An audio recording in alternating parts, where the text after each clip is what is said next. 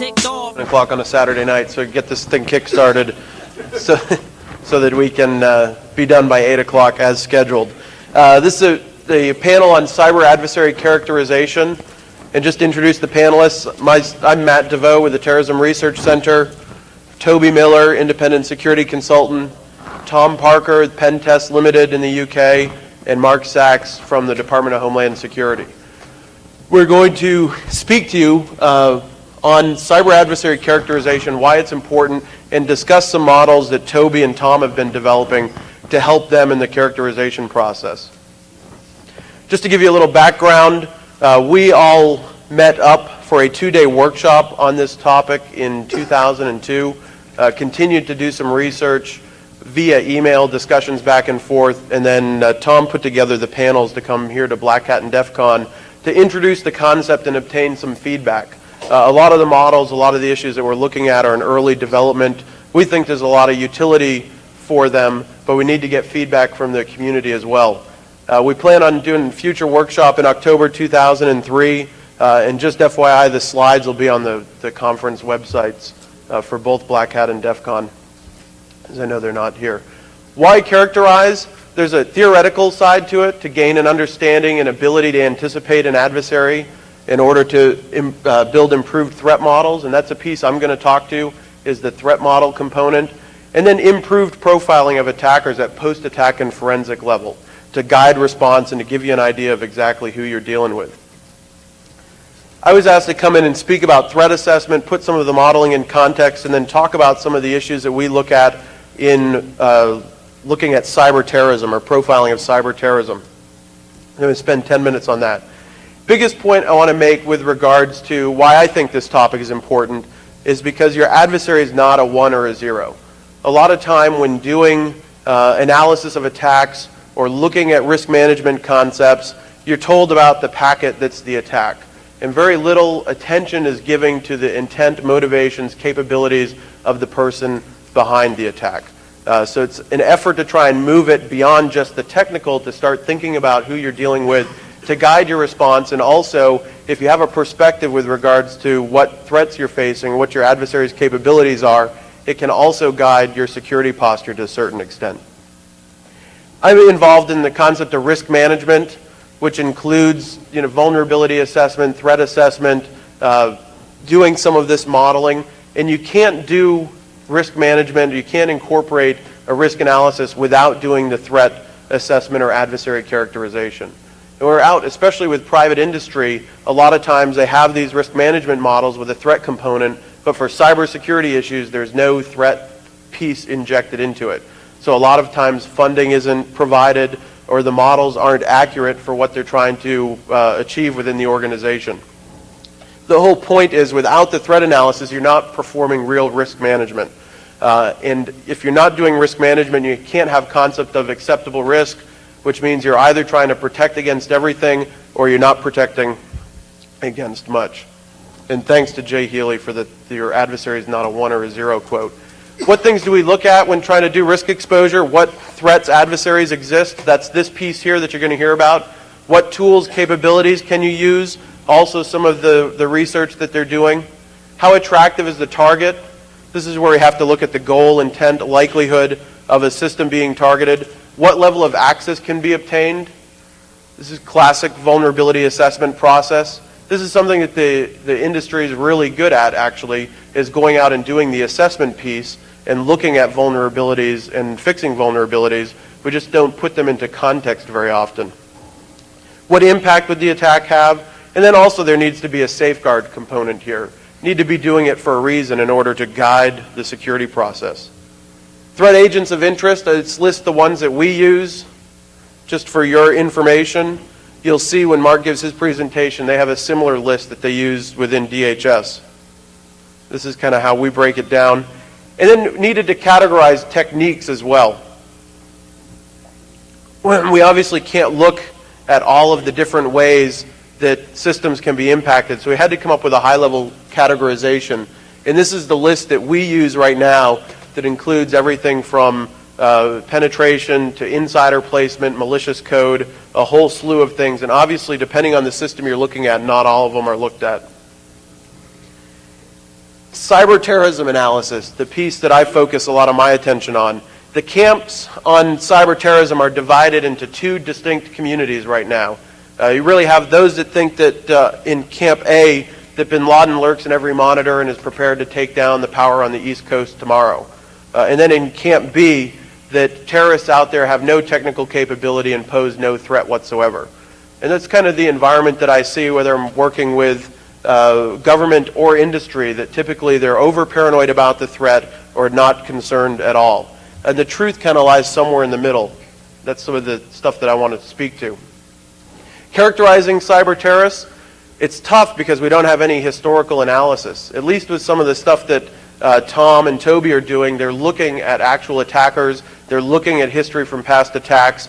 But with cyber terrorists, in my opinion, we've never had a true incident of cyber terrorism.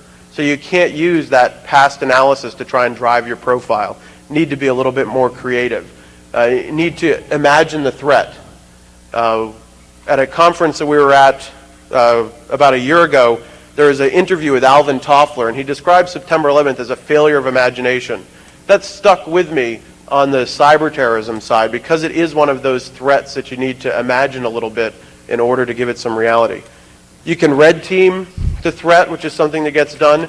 Characterize capabilities and intent. It's a little tougher, but if you're red teaming it, you can assume different levels of capabilities. You can put stuff in models like what Tom has done. Assess and fix vulnerabilities. And then understanding what's happening right now. One of the big issues, and I think that Mark will speak to it, when an attack takes place, you either have to assume the worst or assume the best. And we'd like to put a little bit more granularity on that during the incident response process. Key issues for cyber terrorism, and these are things that we discussed at the workshop or that I briefed, that I thought were important to looking at the cyber terrorism threat. The first being that there's kind of a nature of terrorism has changed from international versus single issue groups, those that engaged in kind of calculated violence versus those that are interested in mass casualty, mass consequence. And the whole point we're trying to make in looking at that first bullet was to show that some groups are going to be displaced and might use cyber terrorism as a differentiator. So we kind of needed to open the scope and look at it as being attractive by groups that necessarily wouldn't be attracted to it because they want to differentiate themselves from the Al-Qaeda's of the world. The model, the thing that we actually looked at for one assessment was hijackings. 700 plus hijackings prior to September 11th, either used to flee a geographic region, attract media attention to a particular cause, or to use the plane and the passengers as a bargaining chip in some sort of political negotiation. Of those groups that were engaging in hijacking for those purposes, how many now would engage in hijacking because it would be perceived as an intent to use the plane as a weapon of mass destruction? So we thought that was important. The other thing we wanted that we thought was important was the fact that terrorists go through a lesson learned process, and to look and see what lessons can we draw from cyberspace and critical infrastructure failures, or from attacks that we've seen within other threat environments that terrorists might look at and learn from, whether they're successful or even if it's a failed attack. Long-term planning cycle we thought was important. When folks speak of cyber terrorism, they like to think of it as a threat that's there tomorrow. And when you have an adversary group that'll take 5 years in the planning, development of the capability and execution of an attack, we need to think in a little bit more of an expanded time window. Targets, once identified, will be continually attacked until destroyed. Thought that was important, especially when you start trying to do adversary characterization in event of a real incident. And then convergence, issues of convergence. Will terrorists converge with hackers a la hacktivism? Can capability be acquired or recruited from outside? We've looked at issues of convergence between terrorist organized crime, terrorist nation states, so I think it was important to look at issues of convergence elsewhere. I have a question now. How would you define cyber terrorism? The definition that I use is a sustained attack. In other words, it's not something that just happens quickly and goes away. A sustained attack against a critical infrastructure with the intent of having some sort of political coercive impact or causing public panic, fear, and disruption. So it's kind of a fuzzy, somewhat definition, but I try and isolate it or move it away from just a hack attack or just somebody's simple denial of service attack, to move it into more a scope of conventional terrorism where you have a sustained event, have something with much greater impact than just an isolated attack or a terrorist organization in South America writing a virus and releasing it on the net. We wanted to try and move it outside that realm. Likely aspects of cyber terrorism. This comes from a paper that we wrote and posted on our website several months ago. And we thought this was important as well because it kind of guides when you're doing the system assessment whether the system you're looking at falls into one of these categories, and where it falls into the category will kind of guide the attractiveness of the target. We thought and still think that the most likely aspect of cyber terrorism is going to be in parallel with a physical or WMD attack, where they're going to try and augment the impact of something that's been done in the physical domain. Maybe it's go after telecommunications, after doing a bombing, going after hospital systems. There are a whole slew of scenarios, but we still think that that's probably the most likely aspect in which it'll be used, is not as a replacement for a physical attack, but actually to augment a physical attack. Go ahead. Whenever you're looking at terrorism, everything comes down to money, resources. And if I really wanted to cause you the most pain, what I'm going to do is go after you, just like we did in the Revolutionary War. I'm basically going to make your life a living hell so that you can't, in very specific points, where you have everybody run over here and you spend a lot of resources trying to protect this little pinprick that I did over here. And I'm going to go here and I'm going to give you another pinprick and you'll spend more resources over here. We're kind of seeing that right now with Iraq, and that we're losing 1 and 2 soldiers each day. On a global scale, that's not, hey, you lose soldiers, that's what happens in a war, even though it's totally not the blame on it. But the thing is that it's costing us money, costing us resources, and that's even part of why we went into the Iraq war to begin with. If I was weapons of mass destruction and all that, why? I'm going to make you guys pay for it with money. Yeah, Why do you not have that out there? It's actually kind of covered in bullet number 2. And let's re-raise that issue during the Q&A. And we'll probably hold all questions. We've got 20 minutes set aside, and I don't want to impact on the presentations for the other guys. But we'll address that during the Q&A. And it is addressed a little bit in number 2, which is to decrease confidence in critical infrastructures or engage in psychological operations, where you go after infrastructures that had nothing to do with a physical attack or associated with a physical attack, but you're going after things that will decrease confidence and cause the public to fear. Living in Washington, D.C., we saw the psychological impact of 2 guys with a Bushmaster rifle. There was economic impacts. People changed their behavior. They zigzagged to their cars. There were lots of outlying effects based upon little isolated attacks. And from a cyber terrorism perspective, if you launched a campaign against critical infrastructures and caused that loss of public confidence, started having the economic impacts, we think that that's also attractive as well. To cause physical damage or loss of human life, this is the most attractive to a terrorist organization because it lets them blend 2 different types of attacks. You still get to kill people, you still get the spectacular, but you also get to launch the attack from Pakistan or geographically different. You don't have to put the person on the target to engage in it. That's also, from our perspective, the least probable, just based on experience in assessing infrastructures and the fact that there are still a lot of physical safeguards, humans in the loop, things of that sort. Not impossible, but a higher risk to try and make that happen, where the other 2 become more attractive. And then the point I wanted to throw in as well is we tend to put the blinders on when looking at issues right now, and to not forget the nation state as a sponsor or using as a tool of strategic influence. I think Mark will address that a little bit as well, but we just want to make sure we don't fall into the blame bin Laden game where any attack, whether it's a hacker or a nation state, starts getting characterized as an act of cyber terrorism. With that, I'm going to turn it over to Toby, who's going to talk about his hacker rating model. Do you want the wireless?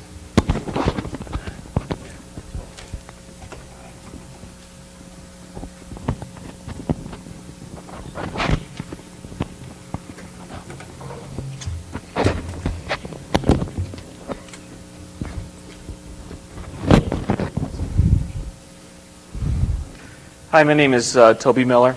I'm here to speak on the model that I've been working on for the past year, off and on for the past year. It's about rating your attacker.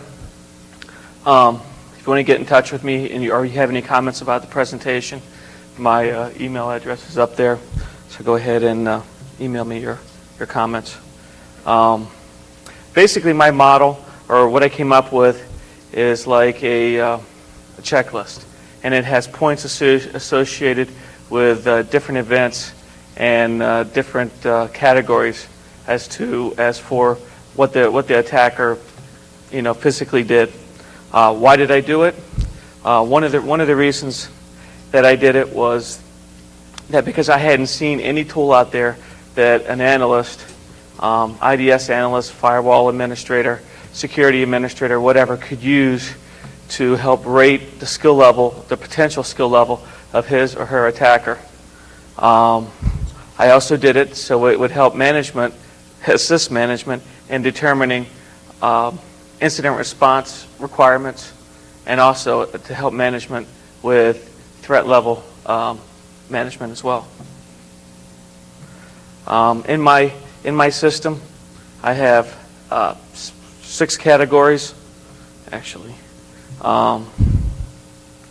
They are passive fingerprinting, the intelligence gathering, the attack, the exploit, backdoors and cover-up, and others.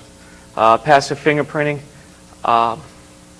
this covers this when you get a packet coming in, or if you have it.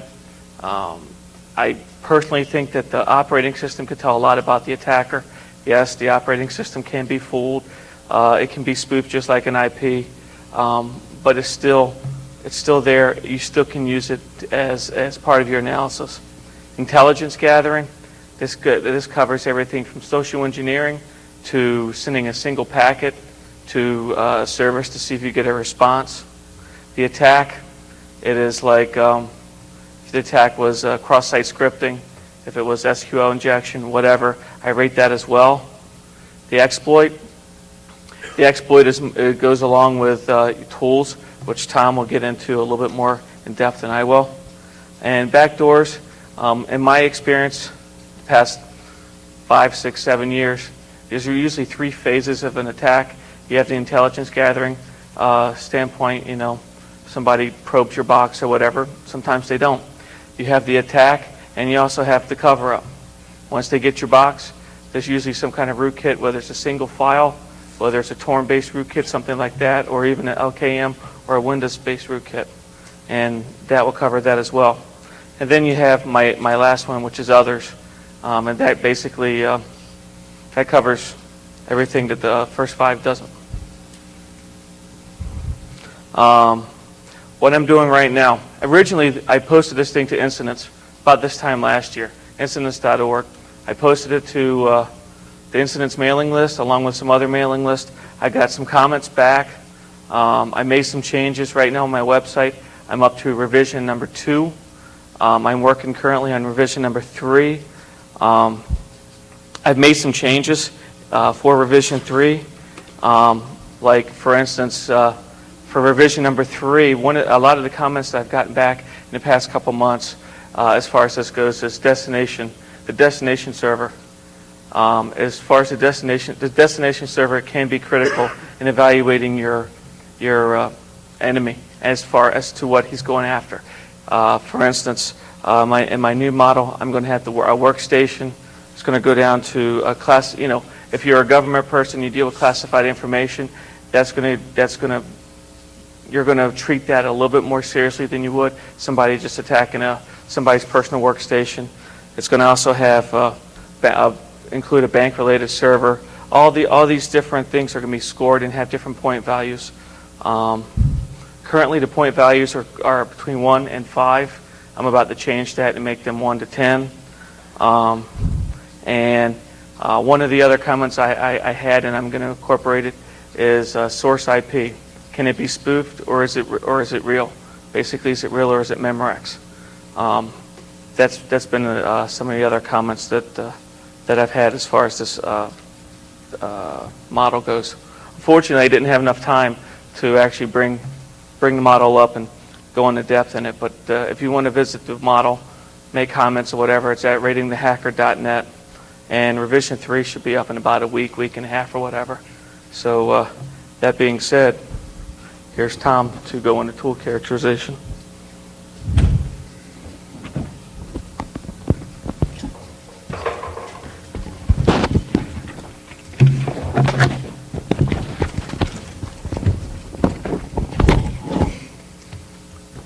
Okay, so Toby touched briefly on the idea of the point scoring system that we've come up with. I'm going to go into some parts of that system in some more depth.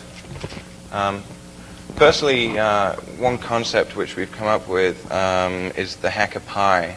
One of the reasons we think that what we're doing has so much potential is because the IDS guys for some years now have been taking log data and what have you and trying to analyze it to get some kind of idea of the kind of people we're dealing with out there. Although we think that is obviously of great value to us, it's not the be-all and end-all of the characterization. We have different sides to this. We have the psychological side. We have obviously the technical side. The more we do the research, the more sides we're finding to it. And obviously the research isn't completed yet.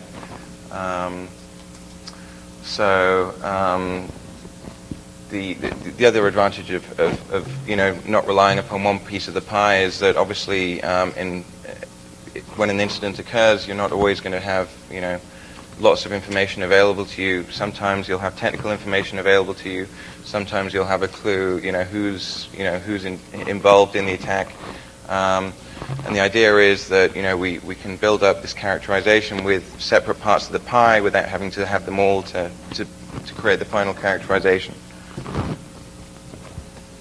Okay. The first type, the two models I'm going to go over today are technique and tool classification. Technique classification looks at the reconnaissance techniques an attacker may use before an attack. The types of exploits they're using, for example, port scanning techniques. Is it stealthy, or are they just going through your network, scanning everything, not really caring about, who's watching them? The exploitation technique, are they using mass routers, or are they very carefully deciding what operating system you're using and ensuring that the exploit will work the first time around? Tool classification, obviously the tools used are going to gel with the techniques being used. For example, if you're randomly scanning through the network, the chances are you could be using Nmap. We're characterizing the kinds of people that use Nmap and the other scanning tools.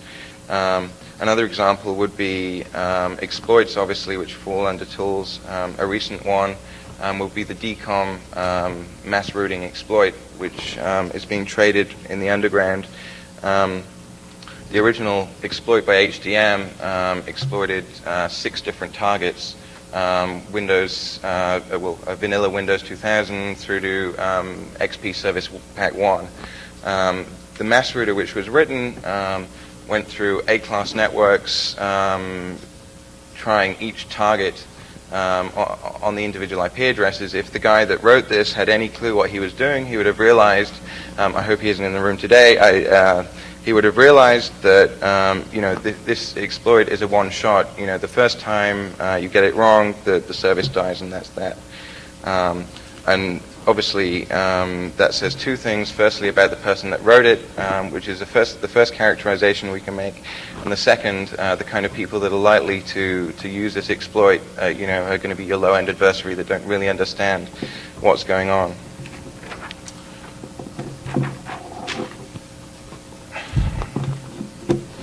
Okay, in the tool classification model, the first point we have here is availability of the application. Obviously, certain tools are less available to certain individuals. You have, obviously zero-day exploits, which are traded normally between quite close-knit groups of people. We look at the origin of the applications that people are using, and the ease of use. with obviously, doing an Nmap scan is fairly trivial. It's a few command line switches, but in the case of exploits, does an attacker need to find the return address? Does the attacker need to know something about that system beforehand? Are there other mitigating factors? If they're trying to perform a man-in-the-middle attack, do they already need to have access to a DNS server to poison the network or out poison or what have you? This kind of ties in with what we call the vulnerability disclosure food chain. We originally developed a metric which was pretty much a pyramid. The top of the pyramid representing where someone discovers a vulnerability, and the bottom representing the public dissemination of that vulnerability. The idea is that the bigger the pyramid gets, the more people know about the bug. We developed that into more of a web diagram because the pyramid wasn't very detailed, which basically describes the attempts to describe the path of the flow of a vulnerability through to exploit writing. Maybe it gets traded on IRC. Maybe the guy finding it just is responsible about it and tells the vendor. And the characterization part comes in because we try and place the adversary on that food chain, and what we think is, depending on how high up they are, is a determination of what kind of adversary they are. This also applies to group characterizations, because as well as having individual characterizations, you can also characterize groups of people.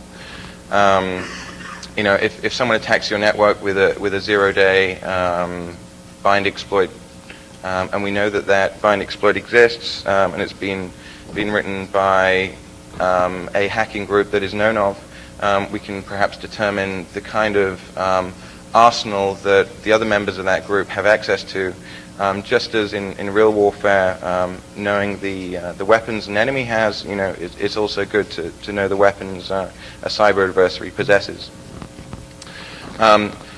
Knowing the group which a certain individual is a member of also helps to determine their age group, the social demeanor of the individual, the kind of social group that they're going to be in.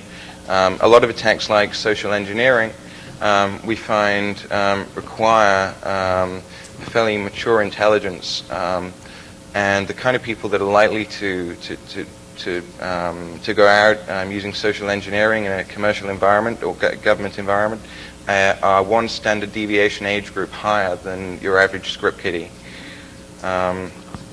Okay, I'm just going to leave you with this before we move on to Marcus. This is a cut-down version of the disclosure food chain, which I put together, in fact, for one of the workshops we did on this topic. At the top there, you have the vulnerability discovery, information shared with the exploit community, with the community directly around him. Maybe it gets leaked, gets traded on FNet. There you go. So that's the model that we use for that metric. Okay, Marcus. You done? Yeah.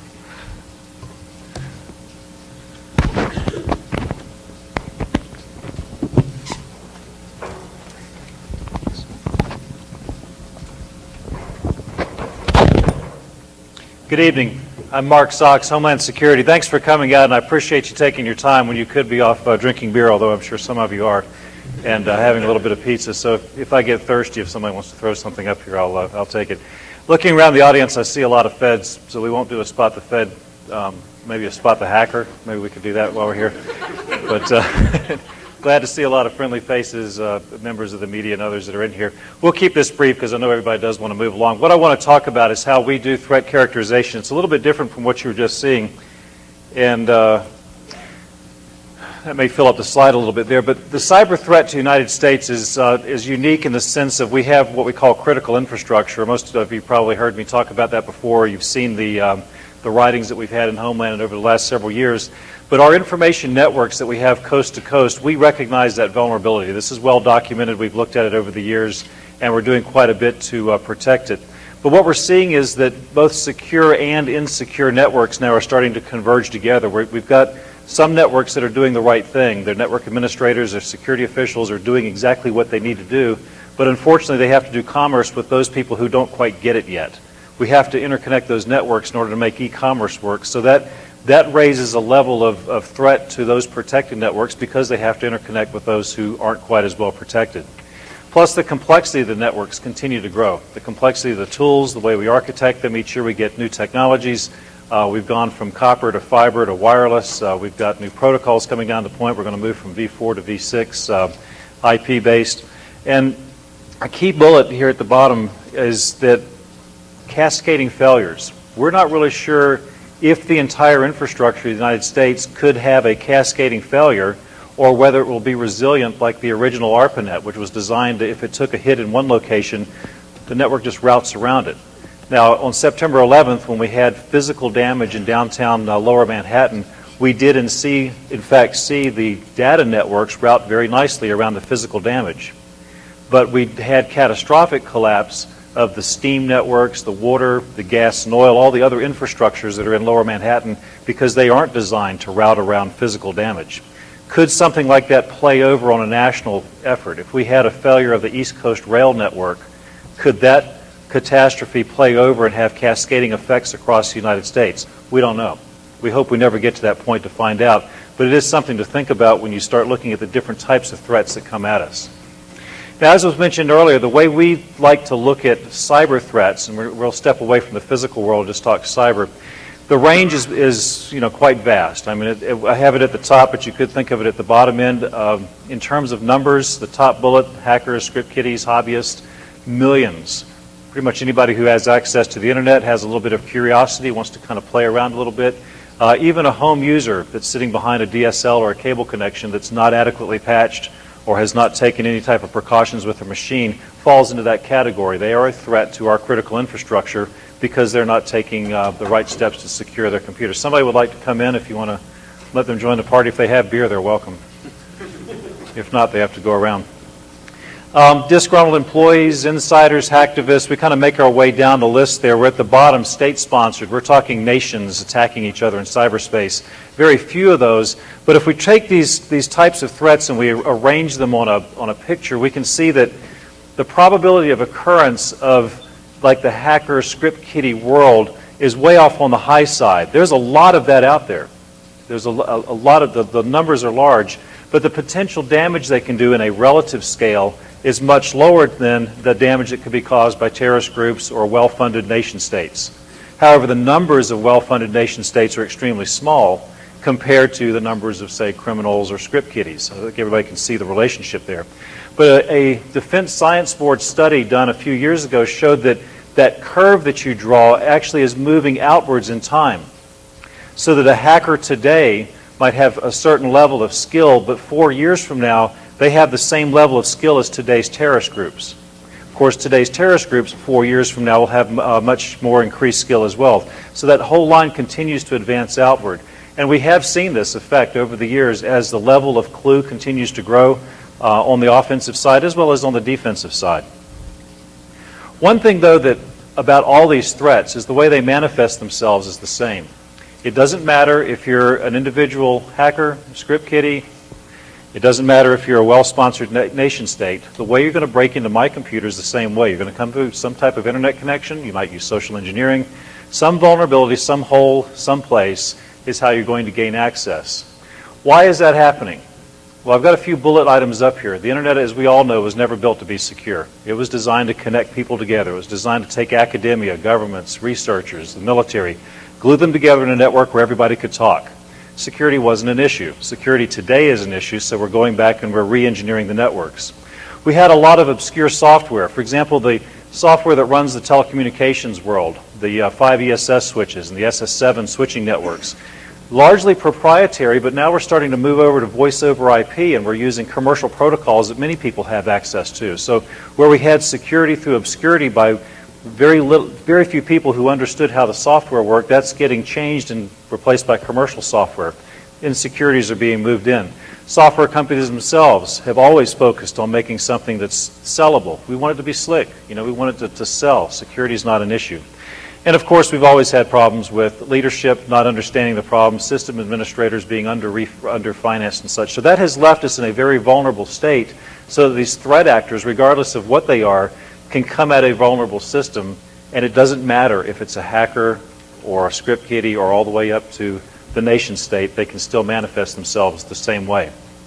So this is why we're really concerned about the bottom end, where there are so many. And I say the word hacker, and we all understand, the connotation, hacker, cracker, etc. I'm just going to use the term that everybody likes to use. I label myself as a hacker also. I've been doing this stuff for years, but not illegally. I've stayed on the right side of the law. But the threat, of course, is the nation state.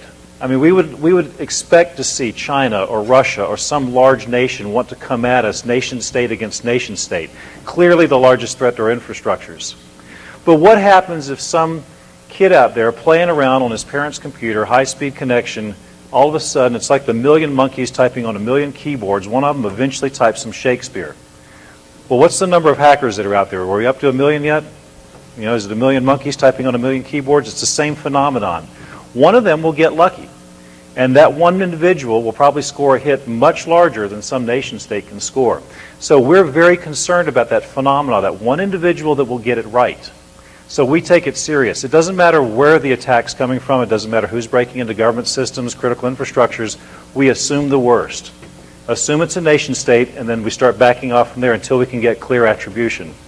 This is a very hard lesson because when you have people who are trying to just kind of probe at us and let's see if we can screw with the monkey a little bit, what they don't realize is that on our side of the coin, we don't know where it's coming from. We have to take it serious in terms of protecting the critical infrastructures, and we may misfire not recognizing that it's just somebody out there pranking about.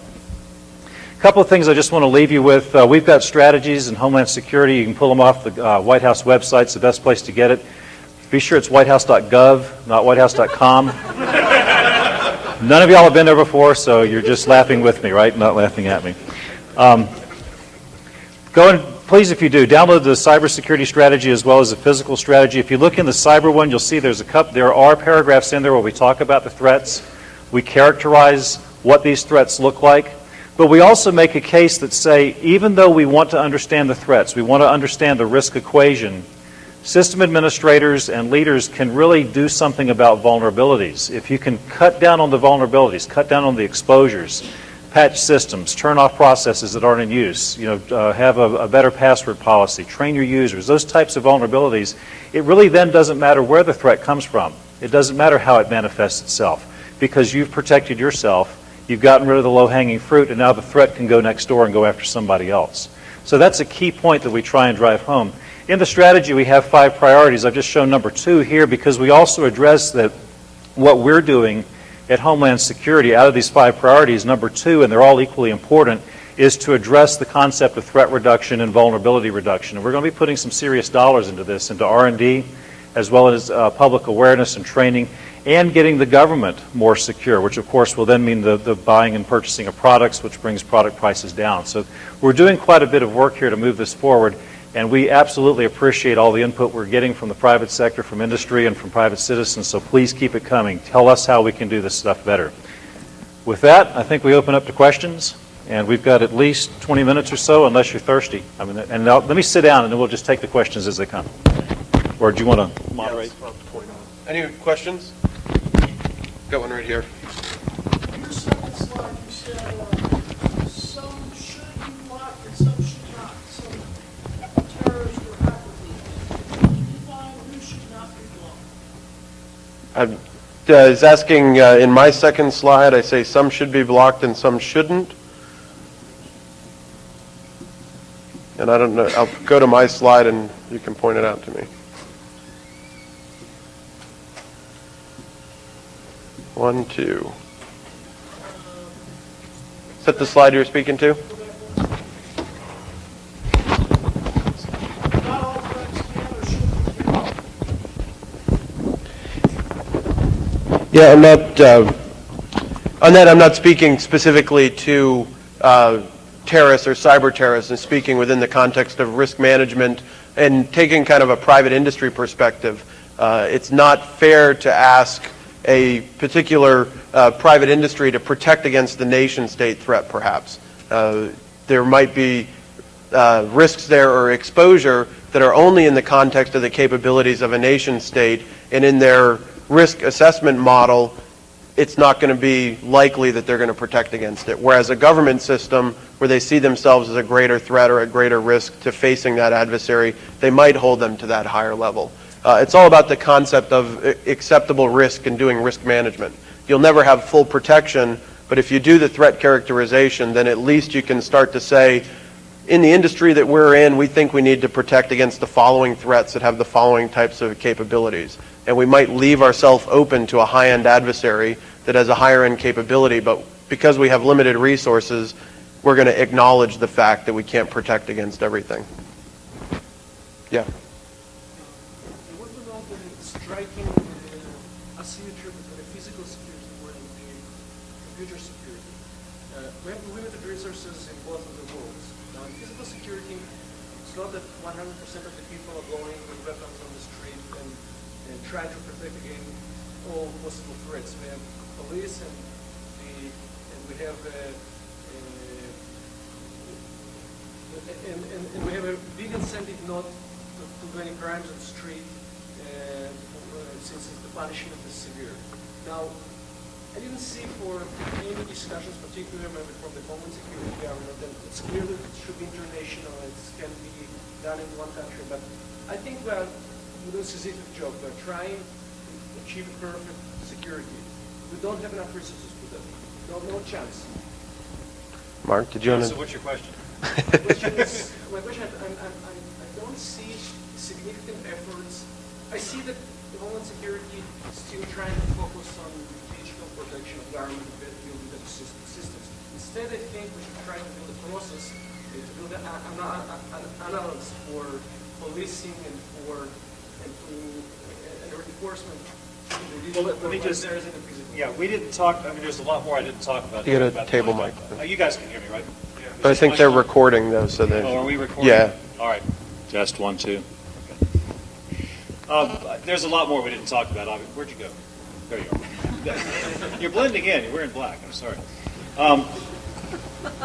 Crime prevention, for example, is one aspect of security.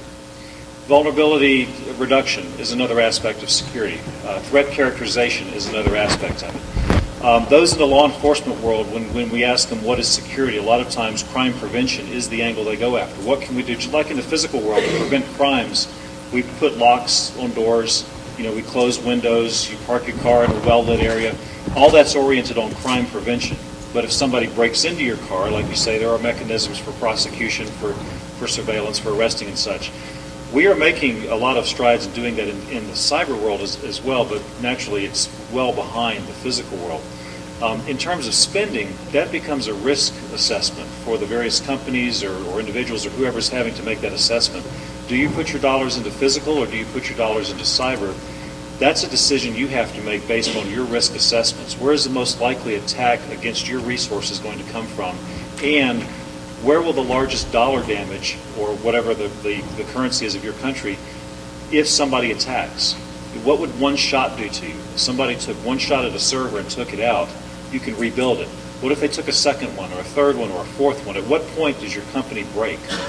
Or if somebody physically went in and raided your warehouse, did a physical theft, how many of those instances can you survive before your company fails? That's a risk assessment that companies have to take onto their own. We can't tell you how to do that. It's clear, there's one clear thing missing from your model, and it's it's insurance. We don't have insurance in digital world like we have here, and the reason that we don't have insurance is because the crime. Now we're going to get way off subject because we came here to talk about threat characterization. And you're right, insurance is a mitigating some risk by transferring the cost to somebody else. But let's talk insurance offline if you want to do that, okay? Thanks for the question. Yeah, go ahead. In terms of rating the hacker, where do you think that falls in terms of managing an incident, cybersecurity incident for an organization? I mean, usually I'm not taking over the incident, and maybe at the end I might do some analysis, right? But what do you sort of dependencies and Let me just repeat the question because I know we promised we'd do that. You want to know where the rating the hacker falls into during the incident management process. Toby? For instance, If you go, and by the way, just as a general reference, this whole rating the hacker thing, I plan on putting into a script. That way, people won't have to actually have a long checklist, and it takes an hour to do it. But to get into your point, it would help if you run through the whole thing, and it comes up with your adversary is, say, a script kiddie. You might not want to dedicate your whole incident response team to doing the forensics, doing this, doing that, bringing the box down, whatever is part of your incident response. Whereas if you come up and the whole attack, it comes up and says it's a professional, then you can dedicate your resources. It's a tool that management can use to gauge not only the threat level, but what kind of resources they're going to need in order to respond to any kind of an incident. You could use this even on false positives and intrusion detection, so. Let's go right over here.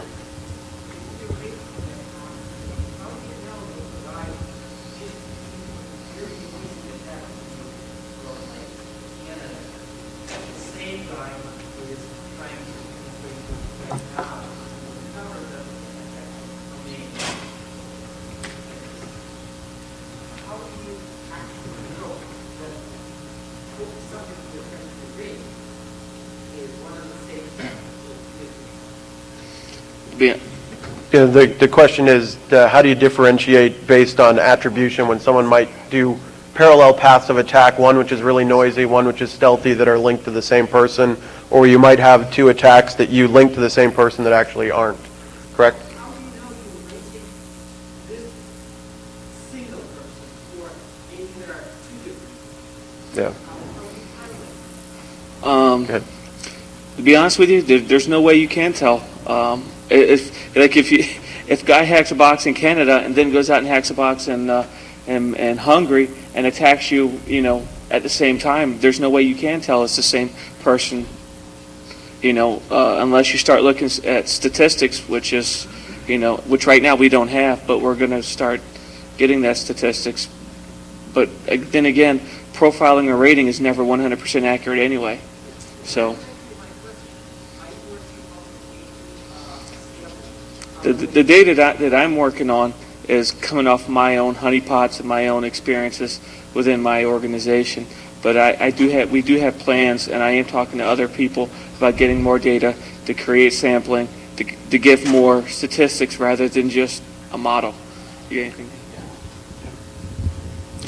As I said earlier, the technical analysis is not the be-all and end-all of the overall characterization. It's only a part of it. But obviously in the case of, so you're saying if you had two attacks on a single machine from two separate locations, right? Would,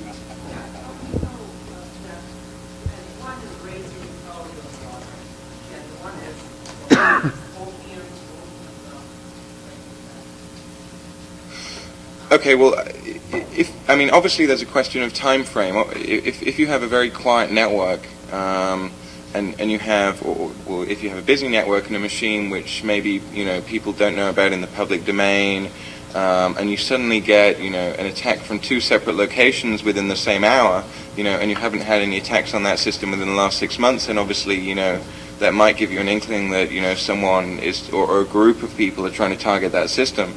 Then obviously you look at the attack method. The method of attack they're using, the reconnaissance methods they're using. Do you think that in the second attack they're using information they gathered during the first attack?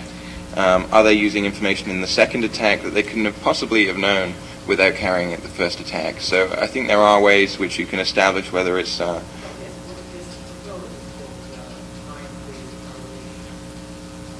right. I had a question over here, and then I see you over on that side. Yeah, go ahead.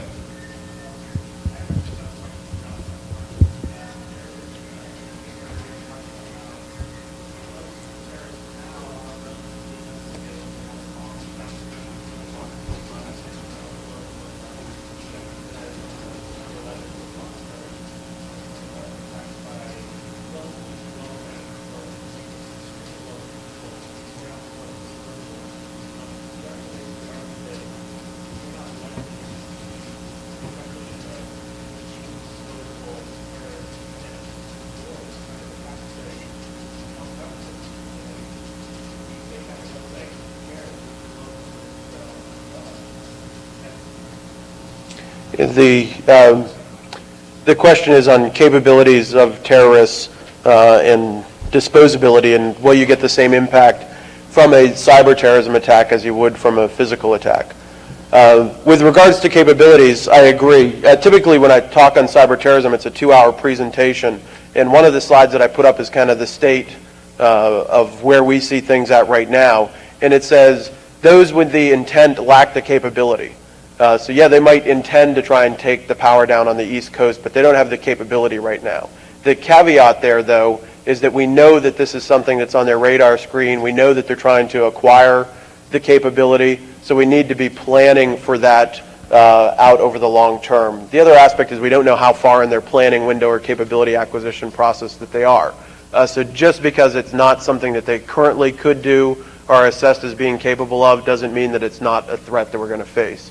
And we categorize that, it's more in the emerging threat category. You also have to remember the issues of convergence, where you might have a threat entity or an individual or group that is capable of launching the attack, that either for monetary reasons or ideological or political reasons would converge with a terrorist organization and engage in an attack that would fall under a more of a cyber terrorism profile.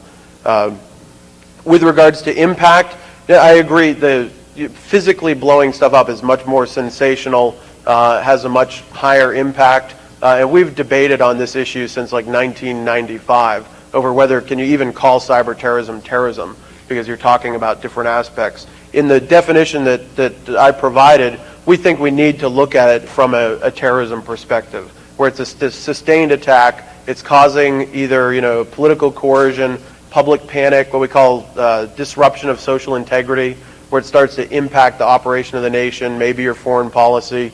So we wanted to, even though it's not as sensational, we wanted to address it within that terrorism context. Right here in the gray shirt.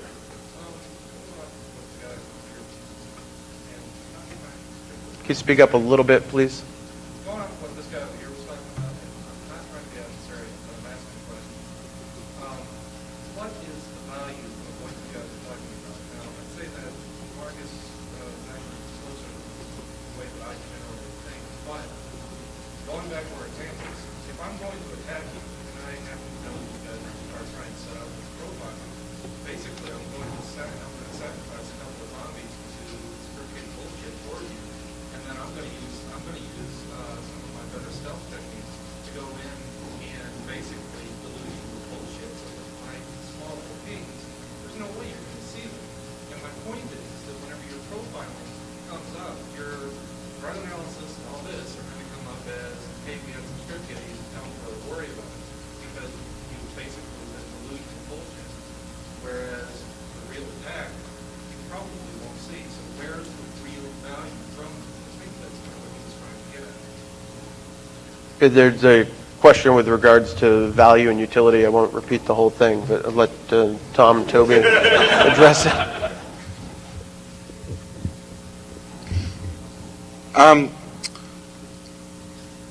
As I said earlier, I'll say it again.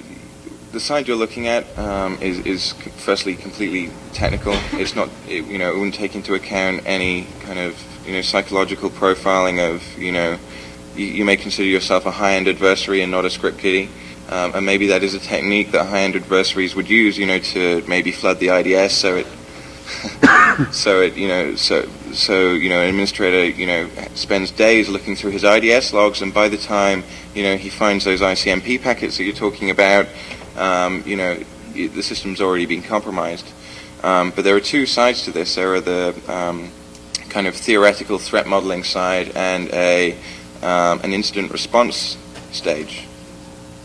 And in the theoretical side, we've discussed this as a group, and there is every there's every chance that someone may do exactly what you're speaking of, and the threat model would have to would take that into account.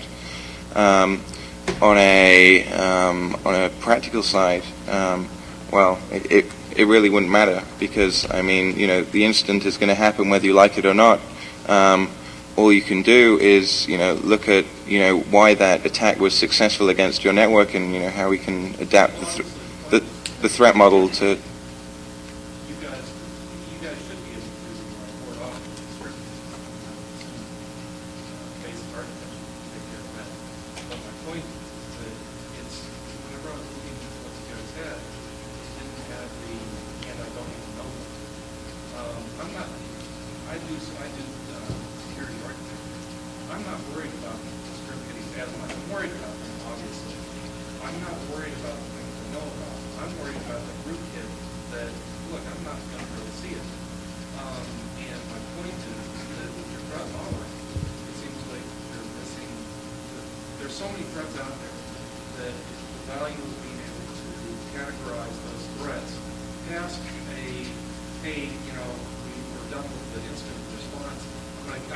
FBI to go after this guy because what they're really going to do some damage. But my point is where there's no real value in the immediate because there's just you can't defend yourself against all the threats. It's a post response, not a pro response. Okay. So what you're saying is you don't think that we can learn from characterizations made after an incident? Just trying to find out where you guys are coming from, value. Where's the value at? Okay, well, obviously you're going to, once an incident has happened, you're going to change your threat model, based on your characterizations. There's going to be the side of, well, in this attack, how much reconnaissance was done? Did the guy use social engineering attacks prior to making the compromise?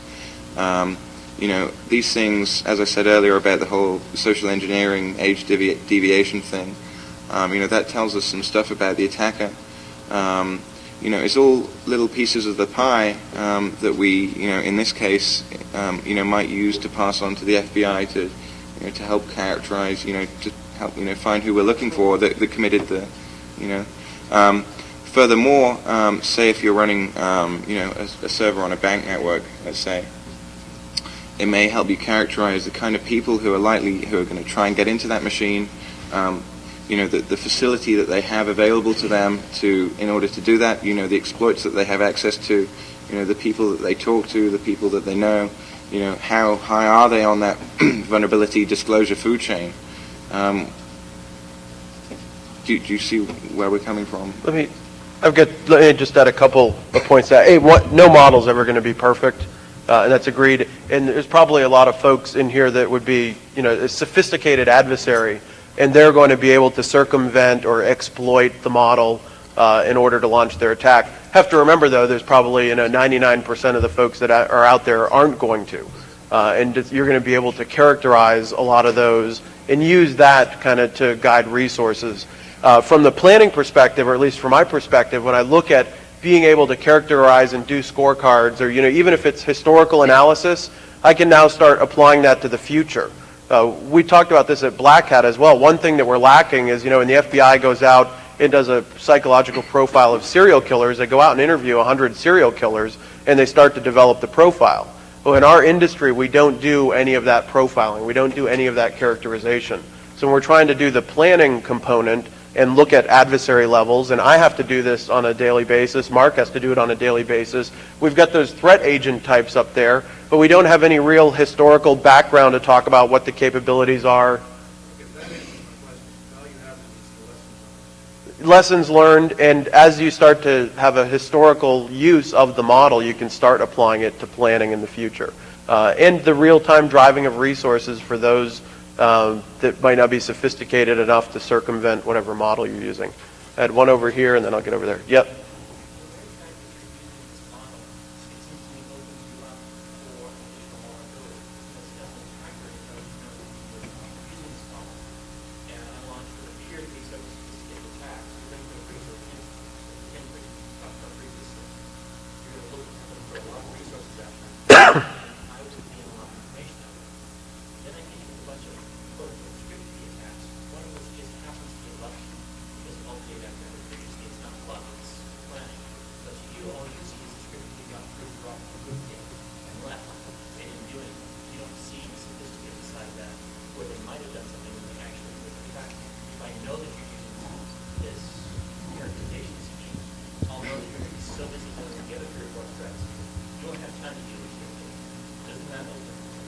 Let me just step out on a limb a little bit here. It's a hard question to answer unless you're looking at it forensically in terms of gaining attribution as to who exactly did what we're looking at. Part of this is not just the pattern of behavior in terms of, did they break in first by scanning, then by, gaining a foothold, etc. But capturing the actual artifacts, building a library of artifacts, being able to compare those against older signatures, for example. Much like profiling in the physical criminal world, if you've got a serial killer, they will leave behind forensic evidence, that's collected and compared, and you can compare it against other, person X, person Y, person Z, and you can start to build the profile where you can see characteristics of individuals or groups based on the evidence they leave behind. Now, that will eventually, if done correctly, lead you to attribution towards the actual person you're looking for, but it does help characterize when you see a new event come up. If you can compare backwards, you can find those signatures or fingerprints so that you can continue the pattern. It helps to understand from a forensic standpoint. The gentleman's earlier question about how does that help me in the future to prevent intrusions, I don't think we can. It really doesn't provide you with much there. The way to prevent that is patch yourself and close the vulnerabilities. What we're looking at is how do you then characterize somebody who's already broken in to gain attribution to bring that case to closure. And yes, you can spoof it. Yes, you can introduce noise. I mean, that's all part of the signature.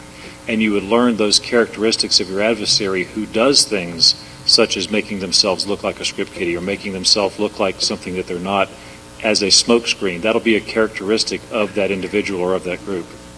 Take 2 more questions, and then we'll have to call it quits, I think, on the room, unless I get the nod otherwise. But we'll certainly all be here. Go ahead right here in the back. I'm just curious, this is sort of being bounced around by development. It would seem like you'd be able to use this in terms of trend analysis. For instance, when I go to attack a specific site, chances are my first attack is going to go in. I may not know enough, they may have something that's more, and it would take me several attacks over time before I find the right combination to work. And then if it was attacking a political infrastructure, that I'm escaping this attack, you eventually see everyone kind of upswing on their working level attacks. Maybe we should raise our own learning levels, try more logging, do whatever. How does trend analysis fit into your plan, and is that something that's going to be shared out with the community, or is it something that you take to the company? Because knowing Yeah. who the attacker is, but sometimes it doesn't matter who the attacker is, because like the other guy was saying, one person's doing noise, one person's doing sophisticated attack. Whether or not you throw those numbers is the most important, is responding to the right one. The question, to put it briefly, is what role do you see the model playing in doing trend analysis over time to guide response, internal security posture, alerting, things of that sort? Toby? As far as the data being shared with the community goes, yes. The data will be shared with the community. We plan on doing the trend analysis.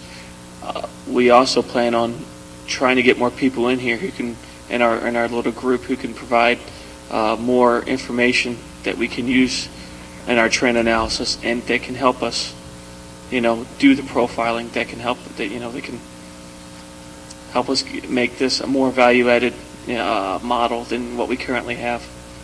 I don't know if I answered the question. Anybody else? We got one more back here, then we got to release the room, but we'll all be up at the front for question and answers. You can ask the question. If you've got a beer in your hand, Mark will answer. Yeah.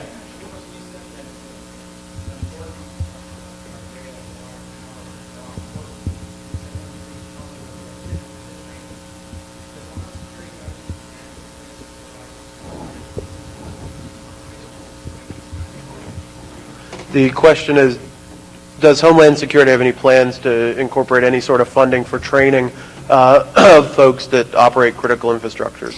Yes, is the short answer. One of the major things that the department will be doing in terms of outreach, training, and awareness is exactly that, raising the level of understanding. From a pure cyber perspective, of course, this is a shared responsibility. It's not something that just the government can do. Each of us have to work with it. From a larger, more physical perspective in terms of the critical infrastructures, part of our role in this is determining the interdependencies of those infrastructures. How does the rail network depend on the power grid? I mean, some of it's kind of obvious, but there are other interdependencies that we're trying to uncover through doing simulation modeling, et cetera. But in terms of the education and awareness, absolutely. There's a large part of the department that's being focused on that. We're somewhat immature at the moment. We're only about 6 months old. So if we come back here next summer, I can give you a lot better answers to it. And I think you'll like what you'll see. Thanks a lot, ladies and gentlemen. I really appreciate your time.